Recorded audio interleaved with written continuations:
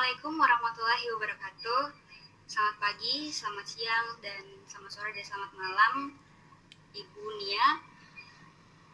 Perkenalkan kami dari kelompok 7 yang beranggotakan Amrul Fadlan dengan NIM 2108100364, lalu Durotun Nafisah dengan NIM 23081061, lalu ada Maria Indah Luciana dengan NIM 2308102228, ada Isnaini Prabaning Tias dengan NIM 2308102334, dan ada saya sendiri Anggreni Petri Siombing dengan NIM 2308100640. Dan pada hari ini kami akan presentasi terkait materi yaitu bahasa.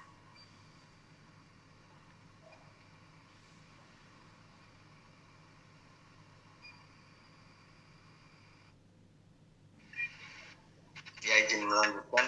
Untuk yang pertama adalah latar belakang. Salah satu cara berkomunikasi adalah dengan menggunakan bahasa. Dalam proyektif psikologi kognitif, bahasa bukan hanya sebagai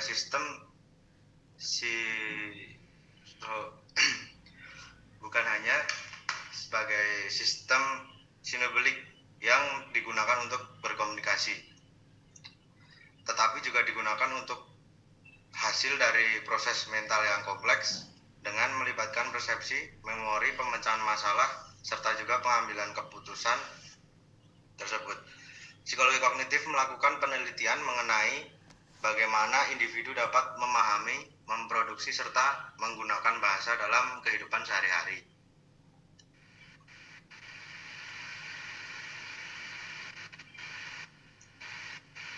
Ya, lalu yang berikutnya adalah pengertian bahasa menurut ahli psikologi kognitif. Menurut ahli psikologi kognitif sendiri, suatu sistem komunikasi yang di dalamnya pikiran-pikiran dikirimkan dengan peruntunan suara atau sebagaimana dalam percakapan, atau simbol yang sebagaimana dalam kata-kata tertulis atau isyarat-isyarat fisik.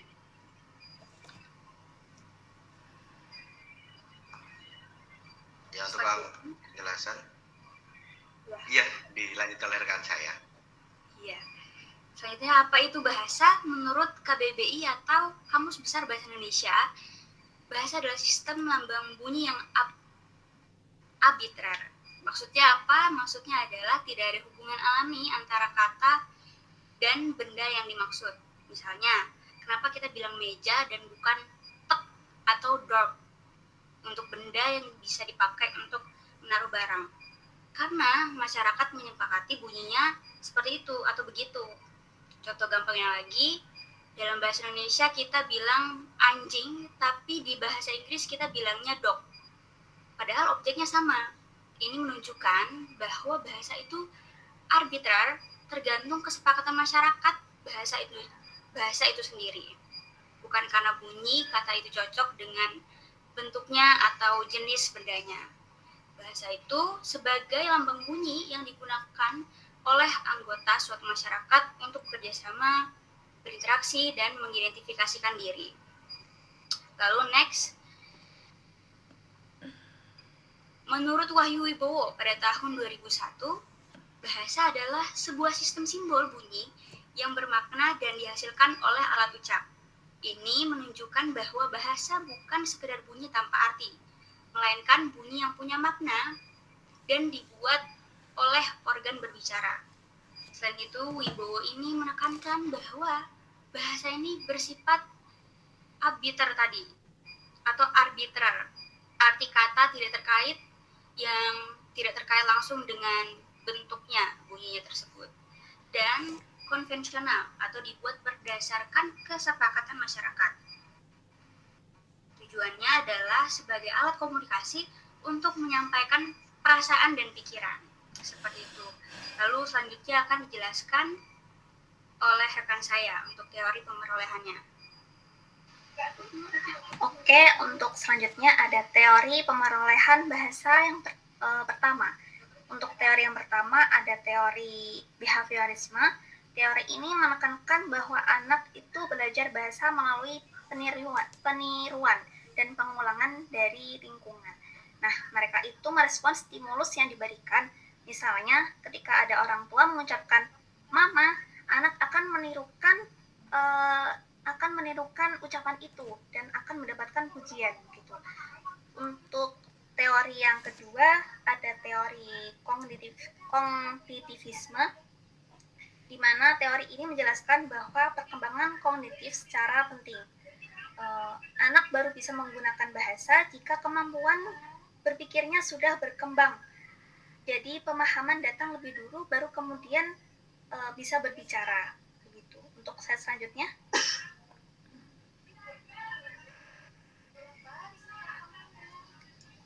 Untuk teori selanjutnya ada teori nativisme, di mana teori ini mengatakan bahwa kemampuan bahasa sudah ada sejak lahir. Artinya anak secara alami memiliki struktur mental untuk belajar bahasa. Ini didukung oleh Chomsky dengan konsep LAD ya, atau Language Acquisition Device. Untuk teori yang terakhir ada teori interaksionisme. Teori ini menggabungkan antara kemampuan bawaan dan pengaruh lingkungan. Anak bisa cepat menguasai bahasa jika lingkungan mendukung dan sering terjadi interaksi verbal. Contohnya, anak lebih cepat berbahasa jika sering diajak bicara oleh orang dewasa. Untuk materi selanjutnya akan disampaikan oleh teman saya.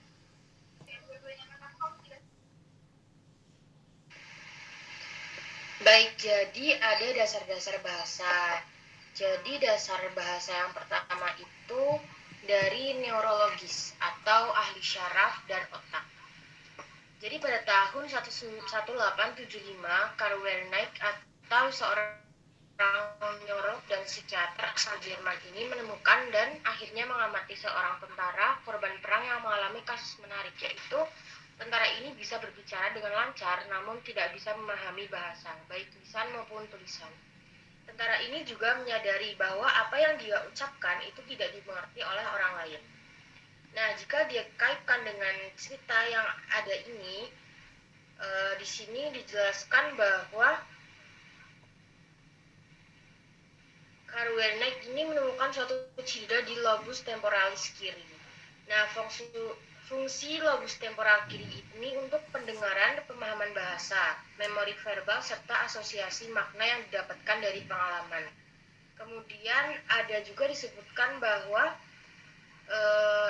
kerusakan tersebut berbeda dengan dampak yang ditimbulkan akibat cedera di area Broca. Nah, fungsi area Broca ini adalah produksi bahasa, terutama dalam hal berbicara, menulis, dan membentuk kalimat secara benar. Area Broca ini itu berada di lobus frontal kiri, berbeda dengan yang tadi lobus temporal kiri. Lalu jika nama kerusakan pada area Broca itu dinamakan afasia Broca. Nah, kan maksud dari area Broca ini itu produksi bahasa, sedangkan area Wernicke ini terkait dengan pemahaman bahasa. Jadi produksi bahasa itu proses berbicara, menulis, dan memberikan isyarat. Contoh kalau terjadi kerusakan, tidak dapat menyusun kalimat dengan susunan yang benar atau nggak bisa gramatika. Contohnya, makan saya tadi di rumah. Seharusnya kan nggak kayak gitu kan. Maka dari itu kalau terjadi kerusakan di area Broca ini terganggu dalam berbicara atau berbicaranya lambat. Sedangkan kalau pemahaman bahasa ini kan proses mendengar, membaca, dan memberi isyarat. Contoh kalau terjadi di kerusakan, mampu menyusun kata-kata tapi isinya itu tidak logis. Misal, saya pergi ke lampu untuk makan tangan merah menyala besok. Kan nggak logis, tapi dia mampu menyusun kata-kata. Maka dari itu, kalau terjadi kerusakan di area Wernicke, itu akan sulit memahami ucapan orang lain dan ucapan dirinya sendiri pun tidak dimengerti oleh orang lain. Tetapi dia masih mampu berbicara dengan lancar. Jadi dari peristiwa di atas, muncullah area di otak yang diberikan nama area Wernicke sesuai dengan nama ilmuwan yang mempelajari tentang area ini. Nah, kenapa sih neurologis ini bisa menjadi dasar dari bahasa?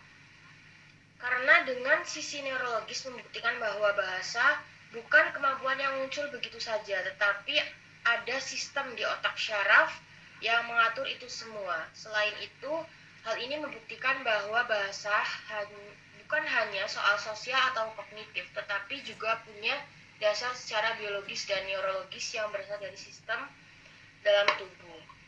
Lalu dasar bahasa selanjutnya itu ada psikolinguistik. Jadi dasar bahasa dari sudut pandang psikolinguistik maksudnya adalah perilaku berbahasa yang disebabkan oleh interaksinya dengan cara berpikir manusia. Ada beberapa komponen dan contoh.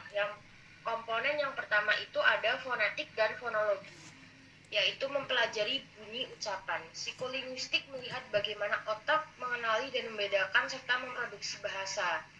Contoh, seorang bayi berusia 6 bulan bisa membedakan antara bunyi P dan B meskipun orang dewasa sering menganggapnya sama. Jadi otak manusia ini sudah sangat dini memiliki sensitivitas terhadap fonem atau unit terkecil dari suatu kata yang membantu proses pemerolehan bahasa.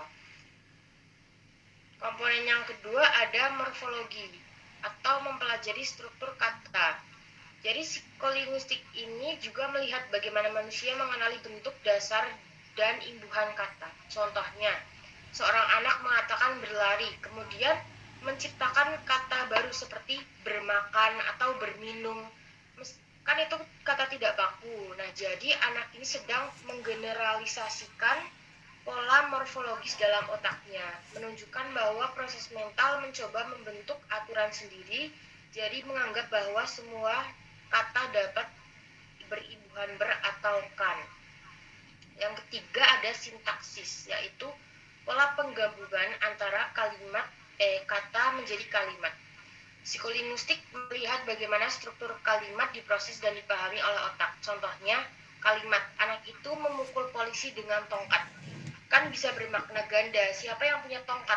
Jadi ambigu. Jadi otak menggunakan strategi parsing atau penguraian struktur kalimat untuk menentukan makna, dan proses ini bisa memicu kebingungan atau keterlambatan pemahaman jika katanya ambigu. Yang keempat ada sematik, yaitu makna kata dan kalimat.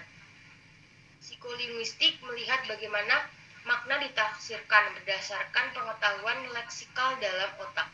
Contoh, ketika mendengar kata kucing, kamu bisa langsung membayangkan hewan berbulu berkaki 4, bukan huruf-hurufnya, huruf-huruf yang membentuk kata kucing itu, KUCING itu bukan, tapi langsung bentuk kucingnya. Jadi otak ini langsung menghubungkan representasi bunyi dengan visualisasi yang didapatkan dari pengalaman. Komponen yang terakhir itu ada pragmatik, yaitu makna dalam konteks sosial dan situasi. Psikolinguistik melihat bagaimana makna berubah tergantung konteks sosial dan nonverbal. Contohnya, saat guru berkata, kamu pintar sekali ya kalau ngerjain kayak gitu, dengan nada sarkastik. Jadi pendengaran perlu memproses nada suara, situasi, dan ekspresi untuk menangkap makna, bukan hanya dilihat dari satu unsur. Kalau ngerjain kayak gitu itu kan kalau misal pakai nada yang bukan sarkastik itu kan berarti pemujian, memuji. Tapi kalau misal nadanya sarkastik itu kan jadi bukan memuji gitu. Jadi itu nada suara, situasi, dan juga ekspresi untuk menangkap makna. Jadi bisa disimpulkan bahwa fokusnya psikolinguistik ini tuh ada 5. Yang pertama fenotik dan fonologi itu suara, yang kedua morfologi yaitu struktur kata, yang ketiga sintaksis itu struktur kalimat, yang keempat sematik yaitu makna kata dan kalimat, dan yang terakhir adalah pragmatik yaitu makna dalam konteks. Slide selanjutnya akan dijelaskan oleh teman saya. Lalu bahasan pada presentasi kita yang terakhir adalah perkembangan kemampuan bahasa sesuai usianya. Di usia 0 sampai 6 bulan, biasanya bayi sekedar bersuara, membedakan huruf hidup seperti A, I, U, E, O, dan berceloteh di akhir periode. Kemudian, di umur 6 sampai 12 bulan, celotehnya bertambah dengan mencakup suara dari bahasa ucap isyarat yang digunakan untuk mengkomunikasikan suara atau objek.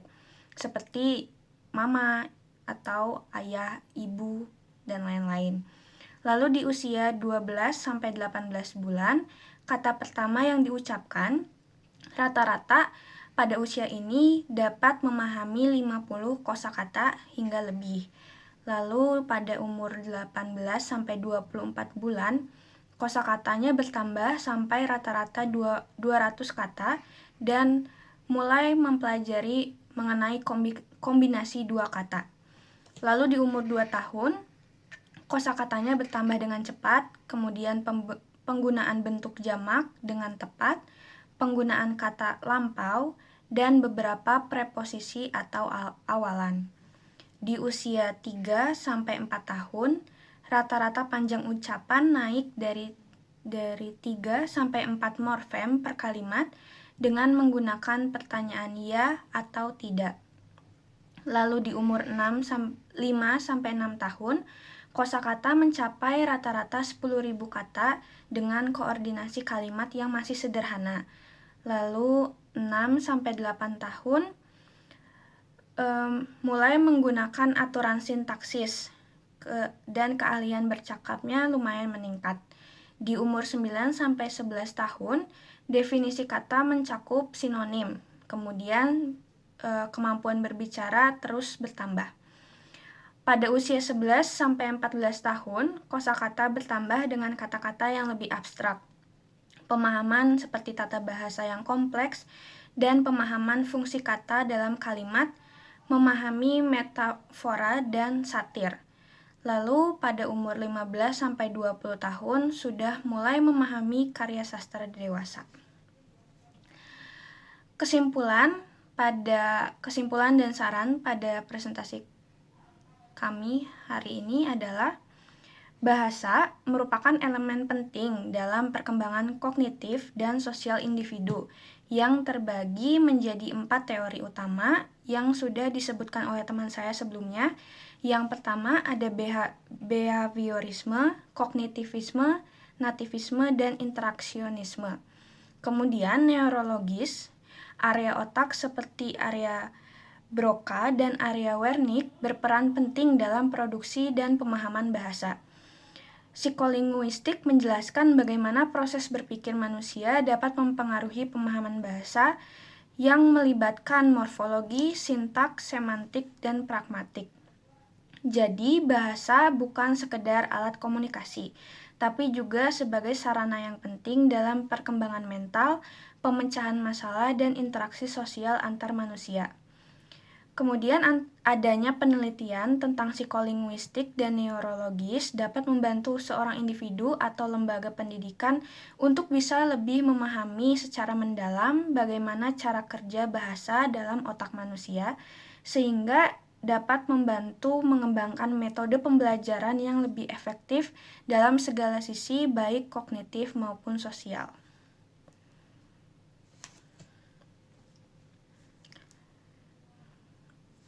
Sekian presentasi kelompok kami. Terima kasih.